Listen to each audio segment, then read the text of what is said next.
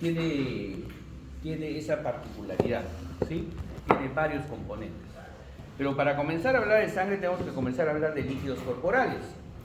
¿Por qué? Porque la sangre es uno de los fluidos corporales que tenemos. Cuando hacemos una lesión, una ruptura de un vaso, lo primero que vemos nosotros es sangre, ¿no es cierto? Que es líquida, ¿sí? Entonces parte de nuestros fluidos corporales, de nuestro líquido corporal. Ahora, ya hemos visto en la primera parte de fisiología, y lo vamos a volver a ver ahora, y lo vamos a volver a ver renal, ¿cuánto líquido tenemos nosotros? Casi el 60% de nuestro líquido es, nuestro cuerpo es líquido, ¿no es cierto? Tenemos líquido dentro de las células, ¿no? Entonces, del 60% de nuestro peso, más o menos 42 litros, 60% está dentro de las células y 40% fuera de las células. Es decir, la mayor cantidad de agua, de fluido corporal que tenemos está dentro de las células, ¿ya? ¿Cómo mantenemos este líquido? Más o menos nosotros tenemos que mantener un equilibrio diario de líquido, diario, ¿no es cierto? Estos aproximadamente 42 litros tienen que tener un equilibrio para mantener. El líquido no se queda entre las células, como hemos visto cuando hemos hablado de transporte. El agua entra y sale de las células siguiendo concentraciones, el fenómeno osmótico, que lo vamos a repetir en un momento. ¿Qué es lo que pasa? Que tenemos que ingerir más o menos 2 litros de agua al día y nuestro metabolismo, que vamos a hablarlo más adelante, tiene 200 mililitros de agua de oxidación, nos genera. Y nosotros perdemos agua, básicamente en este momento, por el pulmón, por su respiración, están perdiendo agua. Pierden agua por su piel, ¿no? Pero en este momento no pierden tanto porque estamos en invierno y estamos todos cubiertos. Pero en verano comenzamos a perder más agua por la piel, ¿no es cierto? Sin embargo, cuando vamos a temperatura, vamos a ver que aún así cubiertos tienen que saber cómo cubrirse para calentarse realmente, ¿no? Para que vean a sus pacientes. Luego perdemos agua por el sudor, perdemos agua por las heces, ¿no? Y perdemos la mayor cantidad de agua en la orina, ¿no? Casi 1,5 litros por día. Entonces nuestro equilibrio debe estar en eso, ¿no? En la cantidad de líquido que perdemos y la cantidad de líquido que consumimos, que más o menos deben ser 2 litros al día, que implica nuestra dieta y todo ese cuento. Bueno, pero hay circunstancias en las que perdemos más líquidos, como es, por ejemplo, cuando hacemos ejercicio, ¿no? Que el sudor de 300 pasa a ser 5.000 mililitros, y entonces eso lo recuperamos tomando el líquido. Cuando hagamos metabolismo, vamos a ver qué líquido debemos tomar al inicio, cuando nos vamos a una nueva ciudad, ¿no? Y comenzamos a sudar, y otro tipo de líquido cuando ya nos adaptamos. O cuando llega recién el verano, qué tipo de líquidos debemos tomar y qué tipo de líquidos debemos tomar después, cuando ya nos adaptamos al verano. Bueno, esos líquidos corporales, como les reitero, del 60%, 40% intracelular, 20% extracelular. Más o menos tenemos en el extracelular 14 litros de agua, ¿sí? Y los otros 28 litros en el intracelular. De estos 14 litros de agua, tenemos solamente 3 litros en el plasma sanguíneo. Entonces, pero toda la vida ustedes han dicho que tenemos, toda la vida hemos dicho que tenemos 5 litros de sangre, ¿no? 5 litros. Pero el volumen sanguíneo es 7% de tu peso corporal. O sea, este valor de 5 litros es un valor teórico, digamos, ¿ya? Teórico, para cuestiones académicas. Pero tenemos 7% de nuestro peso corporal en sangre. Eso sí es ideal. O los chiquitos, los recién nacidos, por ejemplo, tienen 70 mililitros de sangre por kilo de peso, ¿no? Entonces, cuando un chiquito nace con 3 kilos, ¿cuánto tendría de sangre en su cuerpito? Si tiene 70 mililitros por kilo de peso y tú naces con 3 kilos, ¿cuánto de sangre tienes en tu cuerpo? 210 mililitros tienes cuando naces, ¿no es cierto? Entonces es diferente que un adulto tiene un sangrado, se corta, tiene un accidente, sangra medio litro, con un niñito que el cordón no lo ligan bien, o tiene una hemorragia, tiene un trauma, un bebito recién nacido y sangra 50 mililitros. Es completamente diferente, ¿no es cierto? Para él eso es fatal, puede ser. Entonces, más o menos son 5 litros de sangre, más o menos. Más volumen sanguíneo tiene el varón que la mujer, evidentemente, porque la mujer tiene pérdidas mensuales que nosotros los varones no tenemos, ¿no? Entonces, esas pérdidas en más o menos hacen que tenga menos cantidad de volumen sanguíneo, ¿ya? Entonces, 3 litros de plasma, pero tenemos 5 litros. ¿Dónde está el resto de agua que deberíamos tener? Está dentro de las células sanguíneas. ¿Ya? Recordemos que las células sanguíneas están llenas de agua. ¿Y cuáles son la mayor cantidad de células sanguíneas que tenemos en nuestro organismo? Los glóbulos rojos, ¿no? Y estos glóbulos rojos o eritrocitos tienen una gran cantidad de agua, en su interior. Entonces, los glóbulos rojos más el plasma, que son 3 litros, entonces tenemos 5 litros de sangre, más o menos. Un valor teórico, les reitero. Entonces, el plasma realmente es 55%. ¿Qué es el plasma? El plasma es un líquido rico en proteínas, rico en enzimas, ¿no? Etcétera. Y tenemos, nosotros, esta es una prueba, un tubo de ensayo, es una prueba de hematocrito. ¿Qué es el hematocrito? El hematocrito es la concentración de la masa globular. ¿Qué hacemos en el hematocrito? Sacamos sangre de un paciente que llega a emergencia, ¿no? Lo ponemos rápidamente en una centrífuga y lo hacen centrifugar nuestro tecnólogo de guardia y nos entrega el resultado. Hematocrito, tanto por ciento. ¿Cuánto debe ser el hematocrito más o menos? Debe ser 45%, ¿no? Más o menos de la sangre, del tubo que sacamos. El hematocrito está en relación a la hemoglobina, a la cantidad de hemoglobina. 1/3 del hematocrito es la cantidad de hemoglobina que tenemos. Ahora vamos a comenzar también a hablar de hemoglobina. ¿Cuánto sabe su valor de hemoglobina acá? ¿Alguien sabe? Necesito una referencia. ¿Alguien sabe? 14. ¿Saben? ¿No saben? ¿Nadie sabe? ¿Nunca se hace la hemoglobina? Bien, en los exámenes de ingreso tienen que sacarse hemoglobina, ¿o no? ¿No les han pedido este año? Bueno. Entonces, el hematocrito es la concentración de los glóbulos rojos, debe ser el 45%, y el otro 55% del plasma. Un pequeño porcentaje son los glóbulos blancos y las plaquetas, ¿ya? Entonces, pero nosotros sacamos este examen de forma rápida. Y cuando lo vemos al microscopio vemos glóbulos blancos, glóbulos rojos, todo, ¿ya? Y plaquetas. Las plaquetas son las células más pequeñas, son las megacariosas.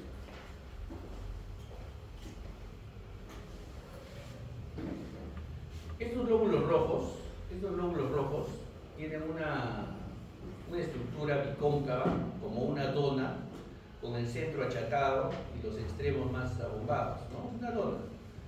Y se mantiene gracias a los fenómenos de la osmolaridad, ¿no es cierto? ¿Qué cosa es la osmolaridad? ¿Qué era la osmolaridad? En el primer capítulo vimos. ¿Qué es la osmolaridad? Es la concentración de sustancias. ¿Cuánto era lo normal? 300.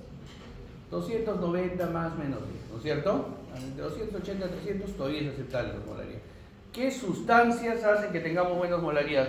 La osmolaridad ideal. ¿Cuáles son los que mandan en la osmolaridad? Básico para que ustedes sepan qué le pasa a su paciente. ¿Qué concentraciones? ¿De quiénes? Sodio, ¿qué más? Potasio, ¿no? Sodio, ¿qué más? No. Sodio, ¿qué más? Eso anda al examen ya. Nada. Sodio, ¿qué más? Sodio, glucosa, urea. Sodio, glucosa, urea. Sumamos los tres y debe dar eso. Entonces, cuando tenemos nuestra osmolaridad normales, porque el sodio está entre 135 y 145, la glucosa está entre 80 y 120, la urea está entre 10 y 15, ¿no es cierto? Entonces ya tenemos un día nosotros, ¿cuánto de nuestra osmolaridad? Sumándolo, ¿no? Los valores. Pero si la glucosa se me sube a 300, 400, 500, como puede pasar en los diabéticos, el otro vimos de 600, ya abusivo, ¿no? 600, eso se llama hiperosmolaridad, ¿sí? Y si bajamos la osmolaridad y le bajamos el sodio, por ejemplo, tiene 120, la glucosa tiene 60, es hipoosmolaridad. Entonces, nuestros glóbulos rojos nadan en ese líquido, ¿no es cierto? Nadan en ese líquido que se supone tiene que ser normal, que tiene que tener esa osmolaridad normal. Pero cuando ese líquido cambia, ¿y por qué el agua no se mueve mucho cuando pasa eso? porque hay una presión osmótica. ¿Qué es la presión osmótica? Es la presión que evita que el agua vaya del sitio de menor a mayor concentración, ¿no? Que no se mueva, es la que evita eso. Pero cuando vienen los procesos en los cuales el líquido cambia su tonicidad, ¿qué es un líquido en la tonicidad? Es el líquido que nosotros le colocamos al paciente, ¿no? Y podemos decirle que es hipertónico o hipotónico. ¿Cuándo es hipertónico? Cuando le colocamos una concentración mayor a la que normalmente nosotros tenemos de sustancias. Hipotónico cuando le colocamos una solución que es normalmente menor a las concentraciones que nosotros manejamos. Eso es el líquido que nosotros le vamos a infundir a su paciente. Hipertónico o hipotónico. ¿Y por qué comenzamos sangre con esto? Porque los glóbulos rojos son los más lábiles a esto. Por ejemplo, nuestro medio se vuelve hipertónico, no solo líquido, nuestro medio. Tenemos demasiada glucosa, como pasa en los diabéticos a veces. No toman su tratamiento y se descompensa. Entonces nuestra sangre comienza a volverse hipertónica. ¿Por qué es hipertónica? Porque la osmolaridad aumenta, sube la glucosa y ya no es 300 milosmoles, puede ser 400, 350, 400 milosmoles. ¿Qué pasa con el glóbulo rojo entonces? El glóbulo rojo dice, hay mucha concentración ahí afuera, necesita diluirse. ¿Qué hace el glóbulo rojo? Le da el agua. Y el glóbulo rojo se comienza a crear, ya se deshidrata. Caso contrario pasa si hay demasiada, nos diluimos demasiado afuera, baja el sodio, baja la glucosa, un coma hiposmolar, ¿no? O sea, baja la glucosa, hipoglicemia. Y de pronto le dicen, me duele la cabeza, dice el paciente, y se desmaya. ¿Qué pasó? Que como acá hay menos concentración, entonces el agua se va a meter al glóbulo rojo, porque va a pensar que el glóbulo rojo tiene mucha concentración y lo va a comenzar a hinchar. Y lo mismo pasa en todas las células del cuerpo.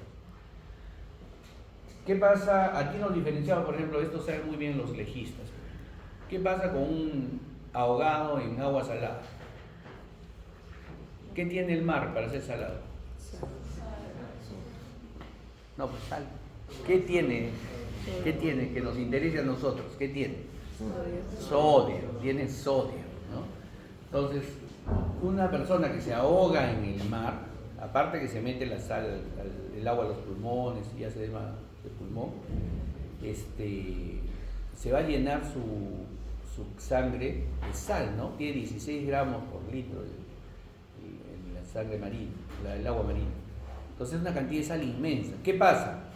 Entonces se vuelve un medio hipertónico. Todos nuestros glóbulos rojos comienzan a morirse. Entonces, a una persona que la salvamos del ahogamiento, así, chévere, la llevamos al hospital, tenemos que dejarla hospitalizada. No es el cuento que ya, y se va. ¿Por qué? Porque en los siguientes días nos puede comenzar a hacer insuficiencia renal, nos puede comenzar a hacer falla cardíaca, porque se metió mucha agua y todo ese cuento. ¿Ya? Entonces, no es el cuento nada más, ya casi ahoga, listo, ya se va. No es así. ¿Ya? ¿Qué pasa si se ahoga el río en agua dulce? Es al contrario, ¿no es cierto? Al contrario, el agua dulce no tiene sal. Entonces, no tenemos elementos. Lo que pasa es que nuestra sangre se diluye. Y al diluirse nuestra sangre, entonces baja nuestro nivel de osmolaridad. Y al bajar nuestro nivel de osmolaridad, ¿qué pasa? La tonicidad cambia. Y entonces el agua se mete a los glóbulos rojos, porque en ese momento, como bajó la osmolaridad del plasma, los glóbulos rojos sienten que tienen mucha concentración y entonces jalan agua y se comienzan a hinchar. ¿Ya? Y puede también estallar y finalmente también hacer insuficiencias renales, edema de pulmones. Eso es lo que pasa entonces, jóvenes, con sustancias hipertónicas, hipotónicas. Nosotros no podemos manejar eso si lo manejamos nosotros.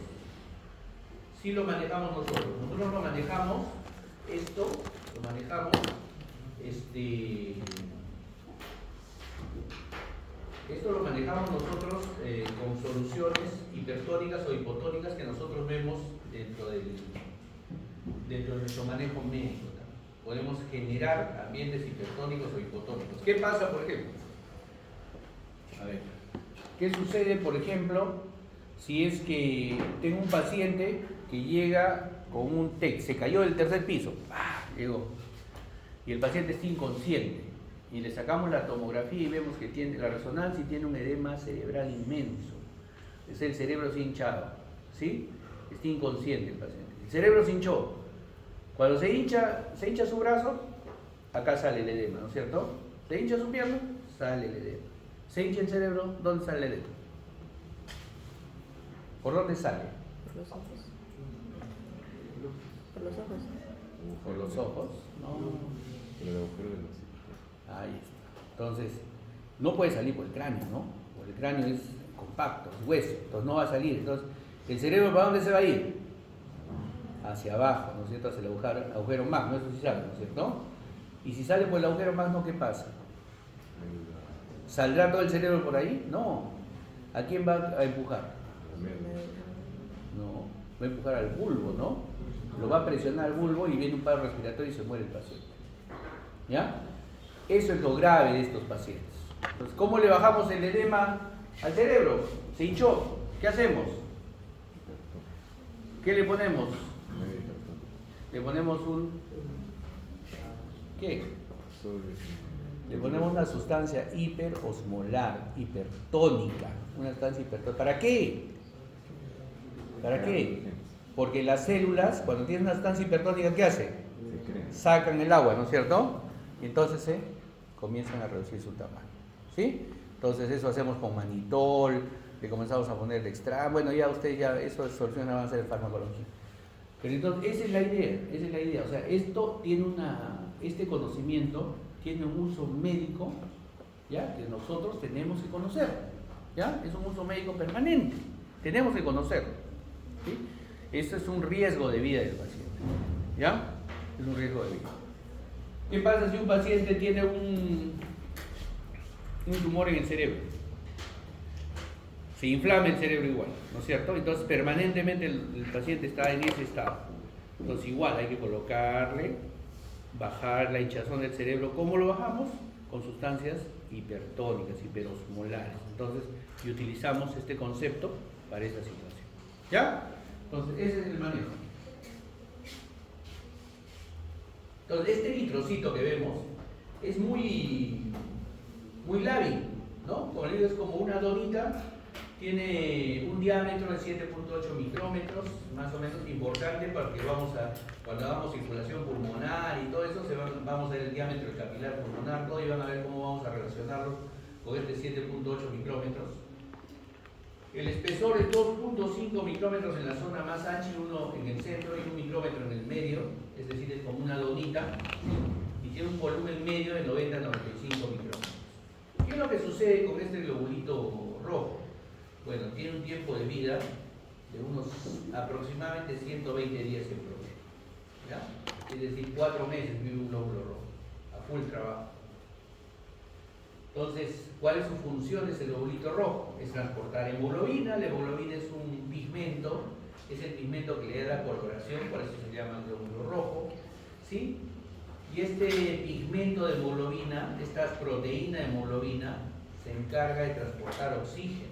Entonces el glóbulo rojo es el encargado de llevar el oxígeno hacia nuestros tejidos y asimismo tiene una pequeña cantidad de anhidrasa carbónica que su función es transportar el CO2, ¿no?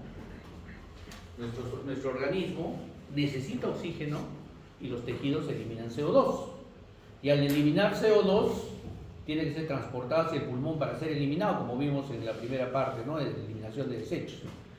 Entonces, cuando hagamos fisiología respiratoria vamos a verlo bien ese transporte de CO2, pero acá es importante que conozcan que tiene un enzima el glóbulo rojo, que se llama anhidrasa carbónica. La anhidrasa carbónica es la encargada de este transporte. ¿Qué es lo que hace la anhidrasa carbónica? Llegamos al tejido con los glóbulos rojos, le damos el oxígeno, recogemos el CO2 en la sangre circulante y esta anhidrasa carbónica va a coger el CO2 y el agua que tenemos circulando y la va a juntar, las une en cuestión de milisegundos y va a formar algo que se llama ácido carbónico. Este ácido carbónico rápidamente se parten dos también, se liberen dos iones importantes, ion bicarbonato y ion hidrogenión. Y entonces nosotros transportamos el ion hidrogenión, si se eleva demasiado, nos va a dar un medio ácido. Y el ion bicarbonato, si se eleva, es el que nos va a dar el medio básico. Entonces el principal equilibrio que tenemos en el organismo de esto es la sangre, la hemoglobina. Son los glóbulos rojos que van a tener la anhidrasa carbónica y nos va a permitir equilibrar bicarbonato e hidrogeniones. ¿Ya? Cuando tenemos una situación en la cual comenzamos a producir muchos hidrogeniones, esto vamos a ver renal, comenzamos a producir muchos hidrogeniones, el medio se torna ácido, entonces comenzamos a tratar de producir más bicarbonato para taponarlo. Esto hace que consideremos a nuestra hemoglobina, nuestros glóbulos rojos, el primer buffer. ¿Qué es el buffer? Es el que equilibra, el que va a equilibrarnos el medio ácido y básico. ¿Cuánto tenemos de glóbulos rojos en concentración? 5.200.000 en los hombres, en un hombre promedio, ¿no? Como les digo, este es un valor teórico más que todo, y en mujeres 4.700.000 milímetros por milímetro cúbico. ¿Sí? Pero tenemos una concentración máxima de células de 34 gramos por cada 100 mililitros de sangre, es decir, los glóbulos rojos pesan 34 gramos por cada 100 mililitros de sangre. Cuando baja la cantidad de glóbulos rojos, también baja la cantidad de hemoglobina, y vamos a ver algunos detalles. Entonces, en los valores normales de hemoglobina dentro de los glóbulos rojos, dijimos que masa eritrocitaria, masa de glóbulos rojos hay 34 gramos por cada 100 mililitros de la sangre circular. En esa masa de glóbulos rojos tenemos hemoglobina, y nosotros tenemos un valor promedio, por eso les preguntaba sus valores de hemoglobina, 15 gramos por 100 mililitros en varones y 14 gramos por 100 mililitros en mujeres. La mujer siempre tiene menos concentración de hemoglobina, de la proteína hemoglobina, tiene menos concentración porque pierde cada mes en su ciclo menstrual, pierde sangre, ¿no? Sin embargo, actualmente es una prioridad nacional la lucha contra la anemia. Cuando tenemos menos de 11 de hemoglobina, quiere decir que nuestro transporte de oxígeno va a ser menor. ¿Por qué? Porque cada gramito de hemoglobina, cada gramo de hemoglobina, transporta 1.34 mililitros de oxígeno. Es decir, por cada 100 mililitros de sangre, el hombre transporta 20 mililitros de oxígeno y la mujer 19 mililitros de oxígeno. La hemoglobina es básica para el transporte de oxígeno. Y el oxígeno es necesario para el funcionamiento de los tejidos. Si nosotros bajamos nuestro nivel de hemoglobina, entonces vamos a transportar menos oxígeno. Y si transportamos menos oxígeno, nuestros tejidos en algún momento van a estar al debe, sobre todo cuando hacemos ejercicio. Y es ahí, tenemos órganos importantísimos en el cuerpo humano, como el cerebro, que no le interesa nada de lo que pase en el resto, él consume su oxígeno así no tengas aire. O sea, el cerebro humano consume la mayor cantidad de oxígeno por su metabolismo tan intenso que tiene. ¿Ya? Entonces no le interesa. Y entonces si nosotros bajamos la hemoglobina, vamos a comenzar a poner en déficit el cerebro del paciente, de la persona. Esa es la razón por la cual tenemos que mejorar la nutrición en nuestros niños. Actualmente en todos los colegios hay programas de nutrición dándoles suplementos de fierro. ¿Ya? Suplementos de fierro. En las gestantes, porque ellas consumen por dos, ¿no es cierto? Ellas mismas y su bebé. Hay que darle suplementos de fierro, suplementos de vitamina B12, vamos a ver ahorita. Entonces le damos suplementos, esos son programas nacionales. En un momento estaba tan álgida la situación, porque ya ha mejorado un poco el índice de anemia, pero en un momento estuvo tan álgida que comenzaron el Estado a comprar ollas de hierro, ¿no? Hierro, para hacerle su caldito a los niños. Aprovechaban que el hierro ¿no? se deshacía en el caldito y les daban eso. También es un suplemento más. ¿Dónde comen hierro ustedes? Vaso. ¿Dónde comen hierro? Vaso, hígado. El hígado, ya. El hígado es uno. ¿Dónde más? Vaso, ya es dos. ¿Dónde más? En las espinacas hay poquito, pero ya. ¿Dónde más? ¿Dónde come hierro? Hígado. ¿Todos comen hígado? Nah, ¿quién va a comer hígado? Acá no tiene cara de comer hígado. ¿Quién va a comer hígado? No come hígado. Vaso menos, bebacito. ¿Qué va? En la carne. En la carne, en la carne. La mayor cantidad de hierro que ustedes comen es la carne. Somos animales carnívoros, ¿no? La carne. ¿Qué hacemos con las gestantes donde ya no tenemos en los sitios donde están haciendo serum, donde están, ya está ya recontra, la situación económica es muy brava, ¿no? O sea, en algunos asentamientos humanos, no tienen para... Venden la sangrecita en bolsitas, no, ustedes que tampoco van al mercado. Venden la sangre en bolsitas, la sazonan y hacen como tortillitas de sangre. ¿Ya? Tortillas de sangre. ¿Han comido morcilla? Eso sí comen, morcilla. Ya, hasta la morcilla es sangre. La morcilla es sangre, ¿no? Entonces, eso es lo que más o menos se trata de hacer con los pacientes, para que suba su nivel de hierro, ¿no? Bueno, pero bueno, vamos al hecho acá. De hemoglobina, entonces, 15 gramos por 100 mililitros. Cada gramo de hemoglobina, 1.34 mililitros de oxígeno. 20 mililitros de oxígeno transporta el hombre por cada 100 mililitros de sangre y 19 mililitros de oxígeno. Para transportar ese oxígeno necesitamos una hemoglobina en buen estado, en buena calidad, ¿no es cierto? ¿Dónde se producen los eritrocitos? Cuando estamos recién en formación, se produce en el saco vitelino, principalmente en el vaso, en los ganglios linfáticos. Cuando tenemos en los últimos trimestres de gestación hasta los 5 años, en la médula ósea, los huesos largos, ¿sí? Se produce. Y finalmente, cuando ya tienen más de 20 años, se producen los huesos membranosos. O sea, ustedes están produciendo ahorita, todavía algunos producen los huesos largos y otros ya producen huesos membranosos. ¿Cuáles son los huesos membranosos? Las vértebras, los ilíacos, ¿ya? Las costillas. Esos son huesos que producen constantemente glóbulos rojos, ¿ya? Y que esto es importante también. ¿Por qué? Porque con este conocimiento, por ejemplo, ustedes han visto, hay pacientes que hacen anemias aplásicas por cánceres. Pueden ser pacientes que hacen linfomas, leucemias, ¿no? Hay algunos de estos casos que se pueden tratar con trasplante medular. Y ese trasplante medular, ¿de dónde lo sacan? No lo van a sacar de la médula, lo sacan de la médula ósea. ¿Y cuál es nuestro hueso preferido para sacar de la médula ósea? El hueso ilíaco. ¿Ya? El hueso ilíaco. ¿Sí? El hueso ilíaco. Le hacen una punción al paciente que va a donar, sacan la médula ósea y le hacen la punción al paciente que va a recibir, igual en el hueso ilíaco, y recibe la donación de la médula ósea. No es tan sencillo como le estoy diciendo, pero es la idea. ¿Ya? Eso es importante para que sepan dónde se están formando las células sanguíneas. Aquí vemos, por ejemplo, el hueso largo, el fémur, que hasta los 20 años nos sirve para formar glóbulos rojos. Pero ¿de dónde vienen los glóbulos rojos? Viene de una célula pluripotencial. ¿Qué es una célula pluripotencial? La célula madre de todos. Es la célula donde se van a generar las células blancas, es decir, los glóbulos blancos, las plaquetas y las células rojas. ¿Ya?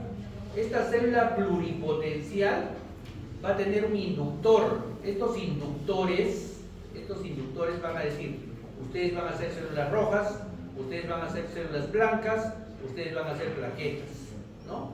Entonces, estos factores inductores nos van a permitir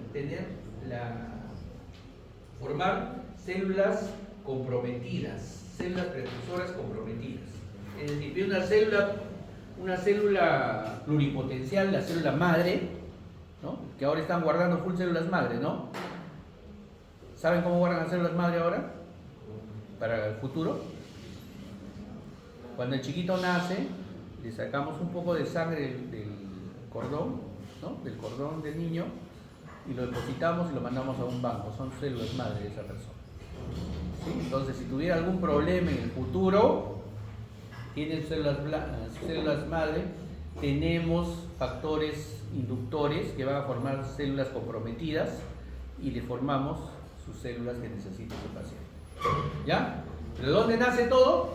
Sacar células madre y que el banco se los tenga ahí, que tiene un costo, por supuesto, porque no hay bancos nacionales, ¿no? Hay bancos, la mayoría de bancos son privados, ¿no? Que tienen un costo anual, pero ahí están tus células madre guardadas, ¿no? Desde que naces. También lo hacemos acá en Tacna, o sea, también tenemos. O sea, no son cosas raras.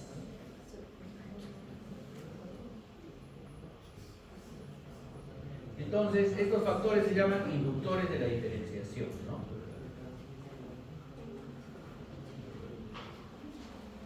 Entonces, los factores inductores son factores inductores de eritrocitos, factores, la interleucina 3 también ayuda mucho, la interleucina 3 también ayuda mucho. Entonces, ¿quién estimula aparte de eso a las células madre? ¿Quién es un inductor de la célula madre? El principal inductor que hace que se produzcan los eritrocitos, el oxígeno. ¿Por qué el oxígeno? Porque el glóbulo rojo tiene hemoglobina y la hemoglobina la va a transportar al oxígeno. A los leucocitos, a las células blancas, la infección, ¿no? Entonces, ¿qué hacemos con los eritrocitos? ¿Cómo los eritrocitos se van informando poco a poco con la falta de oxígeno? Tenemos una hormona que se llama eritropoyetina, que se genera en el riñón, que es sensible al oxígeno, que produce el 90%, se produce el 90% en el riñón, 10% en el hígado. Y esta hormona va a ser la que estimule a la célula precursora para comenzar a formar proeritroblastos, eritroblastos y finalmente glóbulos rojos. ¿Quién estimula a la formación de eritropoyetina en el riñón? Le estimula la falta de oxígeno. Entonces, la función del riñón es básica. Cuando tenemos pacientes insuficientes renales, ese paciente te va a hacer, de hecho, te va a hacer anemias, ¿no? De hecho, te va a hacer anemias. ¿Por qué? Porque no forma eritropoyetina, porque su riñón está mal.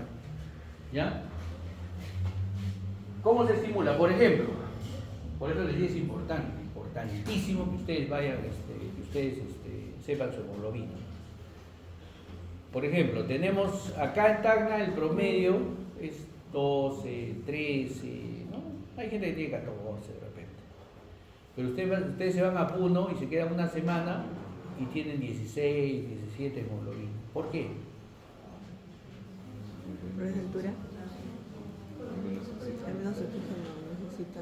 El oxígeno acá es igual que en Puno, ¿eh? O sea, no, en la Tierra en general nosotros recibimos la misma cantidad de oxígeno, hay la misma cantidad de oxígeno. Pero cambia una cosa, para que entre el oxígeno en nuestro pulmón necesita presión. Y aquí en Tacna, más en la orilla, en la boca del río, en la orilla del mar, entra el oxígeno a más presión, entonces entra y te oxigenas mejor. Pero cuando vas a Puno, a Cusco, la presión baja porque la atmósfera se va diluyendo. Y como hay menos presión de oxígeno, entonces entra menos oxígeno. No quiere decir que haya menos cantidad de oxígeno, sino hay menos presión de oxígeno en esas zonas. ¿Ya? Y entonces ingresa menos oxígeno y entonces dice la eritropoyetina, dice tengo menos oxígeno para disponer en el cuerpo. Forma más glóbulos rojos, forma más glóbulos rojos y al formar más glóbulos rojos tienes más hemoglobina circulante y al tener más hemoglobina circulante entonces comienzas a transportar el poquito oxígeno que tienes, lo comienzas a transportar mejor. ¿Ya? Lo comienzas a transportar mejor. ¿Qué pasa cuando tienes un equipo de fútbol que va a jugar a La Paz? ¿Algunos de ustedes se imaginan a Francia jugando en La Paz? No, ¿no es cierto? Porque se mueren, ¿sí? ¿Qué es lo que pasa? ¿Qué es lo que pasa en La Paz? Tienes poca presión de oxígeno, ¿sí? No vas a transportar oxígeno. ¿Y cuál es el principal órgano que consume oxígeno? El cerebro. Entonces, cuando no tiene oxígeno el cerebro, ¿cuál es su respuesta? Se hincha. Y al hincharse comienza un dolor de cabeza inmenso. Ese es el soroche. ¿Ya? ¿Alguno de ustedes ha subido a Tarata? ¿Conocen Tarata? Alguien debe conocer Tarata, por lo menos, ¿no? Ya. Se sube en 1 hora. A muchos les da soroche porque la subes rápida, pues no, entonces tu hemoglobina acá no te alcanza para oxigenar tu cerebro, entonces tu cerebro te revienta, ¿no? Ese es el proyecto del soroche. Bien, entonces la eritropoyetina, esa es su función, aumenta la producción de eritrocitos y al aumentar la producción de eritrocitos y volumen sanguíneo, entonces el hematocrito aumenta cuando aumenta la eritropoyetina. El hematocrito va a aumentar, definitivamente tiene que aumentar el hematocrito. ¿Ya? Entonces la eritropoyetina es una hormona que tiene 34.000 Daltons, ¿sí? Y su principal Su principal estimulante es la hipoxia, ¿no es cierto? La hipoxia. 90% de la eritropoyetina se produce en el riñón, 10% se produce en el hígado. ¿En cuánto tiempo se forma la eritropoyetina? En minutos, cuando baja la presión de oxígeno. Pero ¿en cuánto tiempo los eritrocitos nuevos que estimulan la eritropoyetina aparecen en la sangre? En 5 días. En 5 días. Entonces, ahora sí, si Francia va a jugar a La Paz, tiene que llegar una semana antes, por lo menos. ¿Ya? Para oxigenarse, para comenzar a formar eritrocitos nuevos, para que estén en mejores condiciones. Entonces, para formar estos eritrocitos no basta la eritropoyetina, sino que tenemos dos factores importantes más.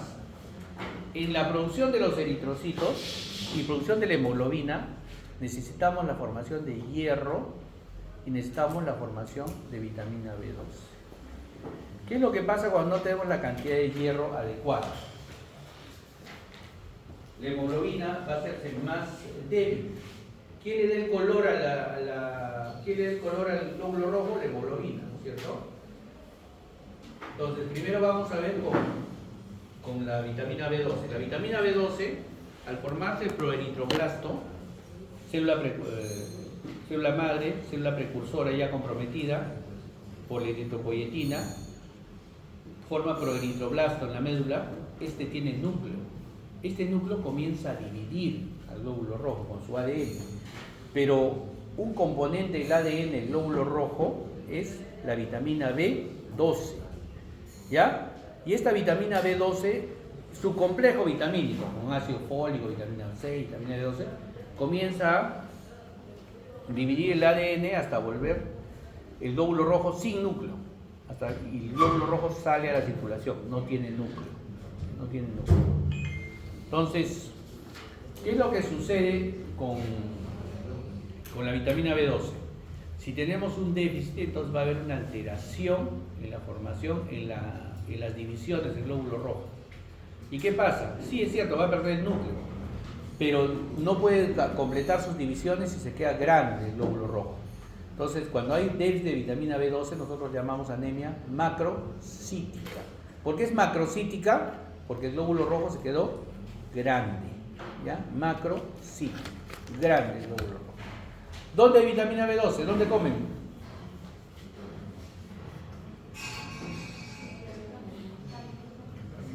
¿Dónde comen vitamina B12? Carne. En el hígado ahí sí, el hígado es una gran concentración de vitamina B12, es un gran almacenamiento de vitamina B12. Pero como tenemos tanto almacenamiento y nuestro consumo nuestro uso es poco realmente, entonces tenemos hasta para 3 años, creo, de almacenamiento de vitamina B12. Tiene que ser un déficit muy prolongado para que hagamos anemias macrocíticas megaloblásticas, ¿ya? Sin embargo, las mamás, las que están gestando, las señoras que están gestando, sí, ahí sí más bien comienzan a producir más, ¿no? Comienzan a consumir más. Y entonces ahí sí tenemos que darle un suplemento de vitamina B12 para el niño y para la mamá, porque se ha descubierto malformaciones cerebrales en los niños que no consumen ácido, que no tienen suficiente cantidad de ácido fólico. Entonces hay que darle su vitamina a la mamá, ¿ya? Programa nacional, ¿ya? Hay que darle vitamina en ácido fólico o complejo vitamínico B12.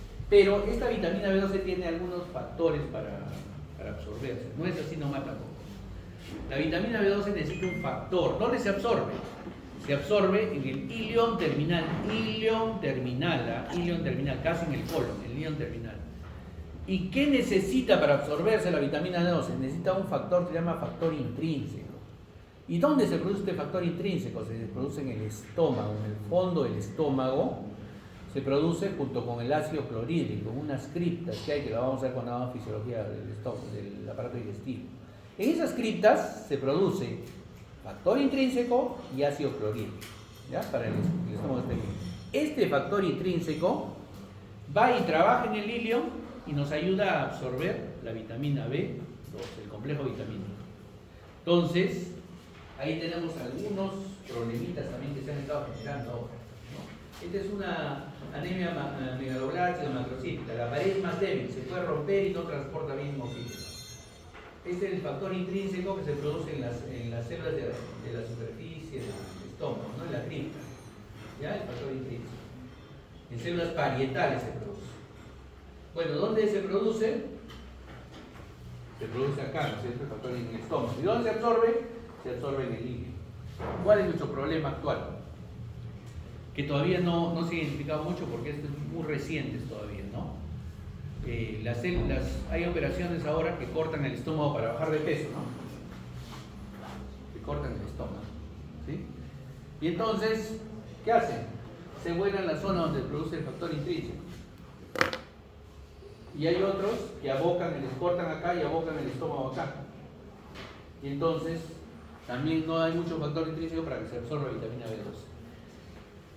Todavía, como están en ciernes todavía este tipo de cirugías, es cierto, tienen mucho beneficio para los pacientes, metabólicamente para los pacientes diabéticos, todo, y estéticamente, pero todavía tienen otro tipo de complicaciones, que en el futuro ustedes las van a ver más que lo que hay, ¿no? Ustedes van a ir viendo, ¿ya? Todo con procedimiento va a llevar sus complicaciones, y muchas veces los que operan, lo operan, y las complicaciones lo ven otros. Entonces, tienen que estar preparados para ese tipo. Son cosas del futuro, son cosas que van a ver ustedes. Yo ya no lo voy a ver. ¿Ya? Entonces, más o menos eso. Entonces, en la hemoglobina también necesita, los glóbulos rojos, entonces, como les decía, bueno, se va formando con núcleos. Para esto necesitamos la vitamina B12, ¿no? Y finalmente acá, cuando no tenemos buena cantidad de vitamina B12, quedan glóbulos rojos grandes. Cuando tenemos, por ejemplo, la formación de los glóbulos rojos, pero tenemos una hemorragia persistente, dale de hemorragia, ¿no? Y de pronto nosotros encontramos reticulocitos. Estos son glóbulos rojos jóvenes con trazas todavía de núcleo, todavía no son glóbulos rojos, no transportan oxígeno. Cuando encontramos reticulocitos, quiere decir que se están destruyendo glóbulos rojos por algún motivo y comienzan a aparecer estos acá, porque se necesita más y más glóbulos rojos, ¿ya? Es un mal signo. Pero bueno, vamos con glóbulos rojos, seguimos con los glóbulos rojos. ¿Qué más necesitamos para que el glóbulo rojo esté bien?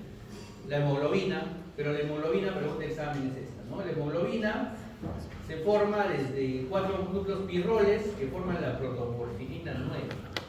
Esta protoporfirina 9 tiene que captar al hierro, ¿no es cierto? El hierro que ingresa en forma férrica a nuestro organismo se vuelve en forma ferrosa y se capta en la protoporfirina 9 y forma el grupo hemo. Este grupo hemo se une a las cadenas de hemoglobina, que son 4 cadenas, 2 ligeras, 2 pesadas, ¿no? 2 alfa, 2 beta, y esto forma la hemoglobina A, que es la que normalmente la transportamos. Como tiene 4 grupos hemo, puede transportar 4 moléculas de oxígeno. ¿Ya? 4 moléculas de oxígeno. En forma alostérica. ¿Qué quiere decir forma alostérica? Que la primera molécula de oxígeno te cuesta un poco más que se pega a la hemoglobina, la segunda más fácil, la tercera más fácil, la cuarta ya mucho más fácil. Y entonces, cuando hay un concepto que deben saber ustedes. En nuestra molécula de hemoglobina tenemos los 4 moléculas de oxígeno que están siendo transportadas. Está saturando 100%. ¿Cómo ven ustedes esta saturación 100%? Cuando le ponen ese aparatito, el oxímetro de pulso, que han estado tan de moda, están tan de moda ahora para control, todos los internos de medicina se compran 5 saturadores le ponen a 5 pacientes al mismo tiempo y ya van apuntando sus signos vitales, ¿no? No van paciente por paciente. Entonces, si tiene solo 3, está saturando 75% de hemoglobina. ¿Ya? Entonces, esa es la saturación. Eso significa la saturación, que el oxígeno satura tu molécula de hemoglobina.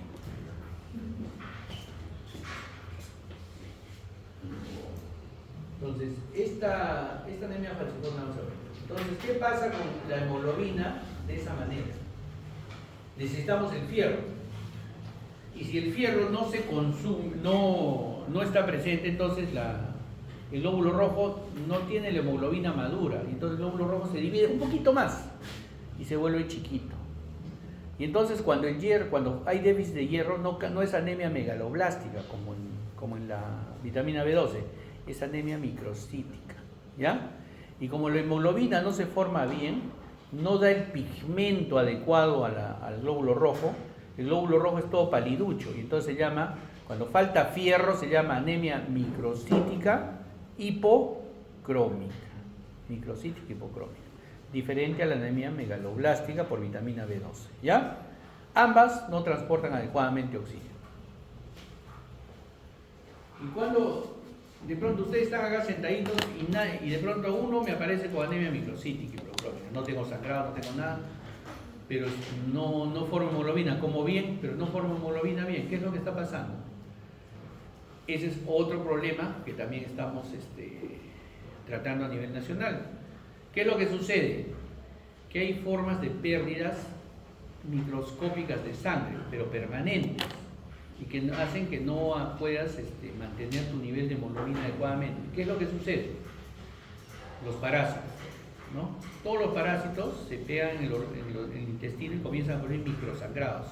Y estos microsangrados salen con las heces, pero como no son poquitos, no tiñen las heces de negro, nada, y se van eliminando.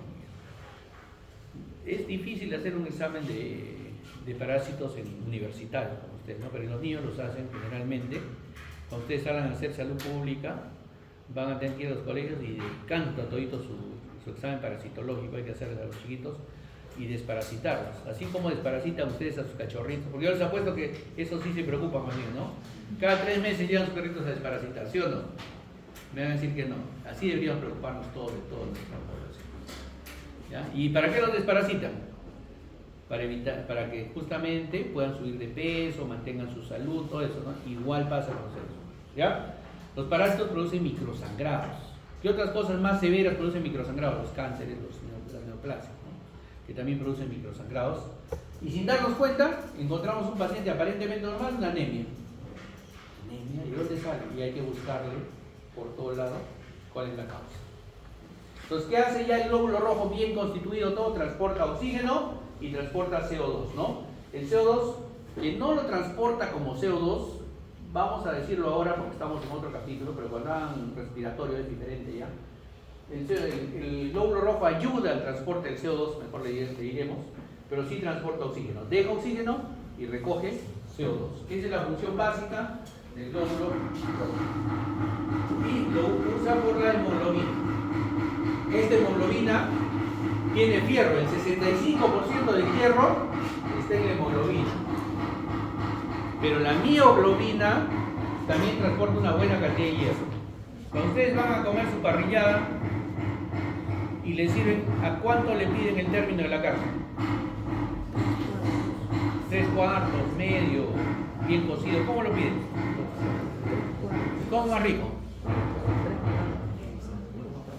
Si piden al medio cortan y está sangrecita, ¿no? Falta que amula vaca nomás. No, está sangrecita, ¿ya? Ya,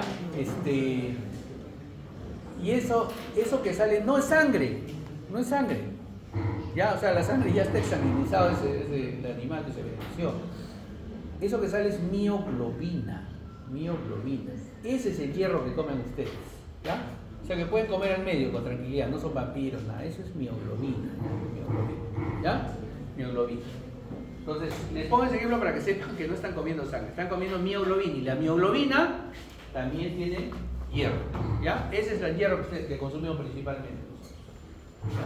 Pero cuando les comentaba que comen sangrecita, algunas señoras que necesitamos que suban rápidamente, o la morcilla, ¿no? La morcilla que es la sangre del animal beneficiado y le envuelve, ¿no? La misma membrana, todo eso es sangre pura. Eso es mejor para subir, porque eso es hemoglobina, y hemoglobina tiene 65% de hierro, ¿ya? Entonces ahí sí van ustedes a darse cuenta. Entonces, el hierro, pues, ¿cómo se absorbe el hierro? El hierro se come en forma férrica, el que está ingresando, y llega al intestino, y en el intestino hay una enzima que se llama apotransferrina. Y cuando se junta con el hierro en forma férrica se vuelve transferrina. Esta transferrina va a volver al hierro en apoferritina. Esta apoferritina se va a ir al hígado y se va a depositar en el hígado en forma de hemosiderina, la ferritina, ¿ya? Entonces el hierro ingresa de esa manera, lo usa el glóbulo rojo para formar su hemoglobina, Y al formar su hemoglobina en hierro, entonces va a transportar durante 120 días. Cuando pasan los 120 días, comienza un proceso de hemocateresis o destrucción del glóbulo rojo en el vaso, ¿no? Es nuestro principal órgano. Aunque el hígado también ayuda algo, el vaso sanguíneo comienza a destruir los glóbulos rojos. Pero nosotros utilizamos parte de los glóbulos del hierro, se libera y lo podemos reciclar. La hemoglobina se escinde y nos da protoporfirina. Y esta protoporfirina, que era la que formaba el grupo M, se va a volver bilirrubina, ¿ya? Y la bilirrubina la vamos a usar en el hígado, ¿sí? Y entonces las membranas ya son desechadas. Entonces, como ven, se recicla prácticamente los componentes del glóbulo rojo, ¿no? Entonces, tenemos diferentes formas de pérdida diaria de hierro, generalmente por edad, ¿no? Esto es otra pregunta de examen, tomen mi captura en la pantalla. Entonces, dos preguntas de examen, ¿no? Ya si fallan, ya no sé. Entonces, como les digo, el intestino delgado también necesita bilis. La bilirrubina está la bilis para que se pueda absorber el hierro, ¿no es cierto? Para que se pueda absorber el hierro. Para que se pueda hacer el hierro como les estaba explicando. Entonces, los eritrocitos viven 120 días y se hacen su hemocateresis en el hígado. La hemoglobina se escinde y se vuelve, como les digo, el grupo de la protoporfirina comienza a formar bilirrubina. Este es, por ejemplo, un paciente con anemia y es un paciente con sangre normal. Miren la palidez, ¿por qué? Porque la hemoglobina nos da el color rojo, ¿no? El color rojo. Entonces ahora mírense, pero no solo se miran en las manos, ¿no? Se miran en la conjuntiva, ¿no? Todos se miran su conjuntiva entre ustedes y se van a dar cuenta quién. ¿Sí? La anemia y las anemias pueden ser por pérdidas distintas. Vamos a ver solamente ya la final de la clase con las anemias. Anemias y exceso de glóbulos rojos. Las anemias es la pérdida de sangre, ¿sí? Cuando pierdo por pérdida de sangre por hemorragias, entonces comienzo a querer producir mayor cantidad de glóbulos rojos, ¿no? Pérdida de sangre no solo masivas, como les expliqué, puede ser en el intestino, puede ser microscópicas, ¿sí? Y entonces la pérdida de sangre generalmente nos va a llevar, si es persistente, a anemias microcíticas y hipocrónicas, ¿ya? Anemia plásica, generalmente cuando se altera la médula ósea, y esta médula ósea al alterarse, entonces comienza a producir disminución de células rojas, células blancas, o anemia aplásicas. Los cánceres generalmente, ¿no? O cuando estamos sometidos a mucha radiación. ¿Los médicos estamos sometidos a radiación? ¿Sí? ¿No? ¿Dónde? Hay especialidades que están más sometidos a radiación que otras, ¿eh? Los hospitales antiguos no tienen paredes de plomo, de baritine. Entonces, rayos X está acá y al lado está un consultorio. Entonces, todos los rayos X se pasan. Ya estamos sometidos a radiación. En las salas de operaciones, en los consultorios de rayos X, en el resonador, el tomógrafo, todos son radiaciones. Todos son radiaciones. Entonces, tenemos que estar muy protegidos. Anemia megaloblástica por la vitamina B12. Anemia hemolítica, cuando se destruyen los glóbulos rojos. Esto, al destruirse los glóbulos rojos, esta anemia hemolítica puede ser de múltiples causas. Básicamente les voy a comentar que es la destrucción del glóbulo rojo, por causas diferentes. Puede ser que se formen mal los glóbulos rojos, anemia falciforme, la pared es muy rígida y cuando pasa por los capilares se rompe el glóbulo rojo. Entonces hace hemolisis. Es peligrosa sí la anemia hemolítica porque te baja el nivel de hemoglobina y las membranas de esos glóbulos rojos van al riñón, no filtran y pueden taponarlo y hacer una insuficiencia renal. El anemia hemolítica. Anemia falciforme, como les decía, es una deformidad de los glóbulos rojos y es básicamente debido a una alteración genética. Es otro tipo de hemoglobina que se llama la hemoglobina S, se forma, no la hemoglobina A, ¿no? La eritroblastosis fetal, que la vamos a ver en la próxima clase, la eritroblastosis fetal es la destrucción de glóbulos rojos dentro del niño por una incompatibilidad de factor, ¿ya? En la vida fetal. Peligrosa, sobre todo para el bebé, ¿no? ¿Y qué hace la anemia cuando se presenta durante ya largo tiempo? Como la sangre es un poco más, no es tan espesa, entonces el corazón comienza a circular más rápido, comienza a generar alteraciones de la presión cardíaca, del gasto cardíaco, alteraciones en el bombeo, alteraciones en el flujo sanguíneo, con una circulación más rápida, etc. Eso ya lo hemos visto. Finalmente, ¿qué es la policitemia? La policitemia es el contrario a la anemia, es la generación de demasiados glóbulos rojos y que puede producirnos la sangre tan espesa que podría producirnos un coágulo en la sangre, podría producirnos el taponamiento de un vaso sanguíneo, un problema, un ACV, o sea, un accidente cerebrovascular o un infarto, etc. ¿Cuándo se produce esto? Cuando tenemos dos tipos de policitemias, la idiopática, la normal, digamos, por decirlo de alguna manera, de la gente que vive en la altura. Tenemos gente que vive más de 3.000 metros. Teníamos un compañero de universidad, que después fue mi compañero de residencia, que bueno, él trabajó un par de años y cuando yo era R13 regresó de R1, pero trabajó en la altura, se fue a trabajar una mina en la altura, ¿no? Y siempre lo recordamos porque él se fue con 13 puntos y tantos de hemoglobina y cuando regresó de la mina, que era más de 4.000 metros de trabajar, tenía 18 de hemoglobina, ¿no? Esa es una policitemia, una poliglobulia. ¿Ya? ¿Por qué? Porque aumentó su cantidad de glóbulos rojos. ¿Por qué? Porque a esa altura hay menos presión de oxígeno. Como hay menos presión de oxígeno, más eritropoyetina y se forman más glóbulos rojos. Entonces, su sangre era recontra espesa, ¿no? Recontra espesa. Pero hay otro tipo de policitemia, ¿no es cierto? La policitemia sometida a patologías genéticas, como la policitemia vera, ¿no? Entonces, esta es la policitemia fisiológica, como les decía, ¿no? Que tenemos pacientes que tienen que viven en la altura y que tienen un hematocrito altísimo, ¿no? Altísimo. Y la policitemia vera, más bien, los eritrocitos llegan a ser 7, 8 millones. Una foto, es un dibujo, ¿no? Una imagen, pero miren, más o menos es la idea, ¿no?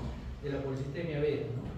El hematocrito llega a ser 60, 70%, lo normal es 40, 45%, como les decía. Es una alteración genética de las células ¿no? hemoblásticas, policitemia vera. Entonces, ¿qué hace? La policitemia disminuye el retorno venoso, ¿sí? Y al haber disminución del retorno venoso, puede haber éstasis, puede haber coágulos, puede haber accidentes cerebrovasculares. ¿Cuál es el tratamiento para la anemia? Bueno, no es farmacología, pero para las anemias megaloblásticas, microcíticas, hipocrómicas, ya les dije, ¿no? Les damos fierro, les damos complejo B. Para las policitemias, ¿qué hacemos? Sea genético, sea fisiológica, si causa problemas.